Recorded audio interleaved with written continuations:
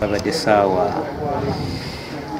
6 n'eddakiika 2 awo ne bankubira ne bagamba factory ya Butono. Kati gwabadde gusoose bbeera wansi nga tegunnaba kwambuka, then all of a sudden empewo eyagufuuye ne gwambuka ne gukwata. Abatwagaliza n'ekiri awo tubadde mu ntalo nnyingi nnyo nabo, naye ndowooza bakozeko kye bakoze kubanga ffenna gituzza emabega ekitundu awamu ne development tetusobola kugifuna. Eyambye abaana kukola emirimu gyabwe amasiga anga emirimu gy'abaana gifuna naye tukivumirira nesikuvumira yenna era omuntu akikola yekubeko mu mutima.